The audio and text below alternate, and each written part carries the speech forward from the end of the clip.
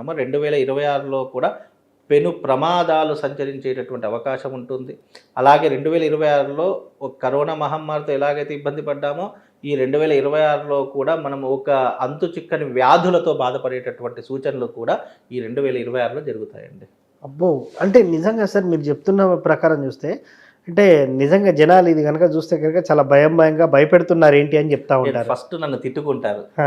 రెండోది ఏంటి అనంటే గనక ఇది జరిగినప్పుడు మళ్ళీ ఎవ్వరు గూడా నోరెత్తి మాట్లాడరు. హ్మ్. బికాజ్ ఏంటి అనంటే గనక ఇప్పుడు జరిగేది ఏదైతే ఉంటుందో అది చెప్పామనుకోండి, ఇవన్నీ నాటకాలు, బూటకాలు అని చెప్పేసి అంటాము. ఇప్పుడు గతంలో మనము ఎప్పుడో ఒక వీడియో చేసాము.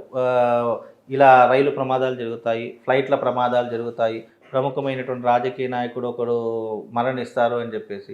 ఫ్లైట్లు కూలిపోయాయి, ప్రముఖమైనటువంటి ఒక రాజకీయ నాయకుడు మనల్ని దూరమైపోయాడు. అలాగే రాబోయేటటువంటి రోజుల్లో అప్పుడే చెప్పా, ఒకళ్ళనొకరు భార్యాభర్తల మధ్య వివాదాలు ఏర్పడి ఒకళ్ళొకరు నరుక్కొని చంపుకుంటారు అని చెప్పేసి. అది జరిగాయి. జరిగిన తర్వాత ఎవ్వడు కూడా నోరెత్తడు.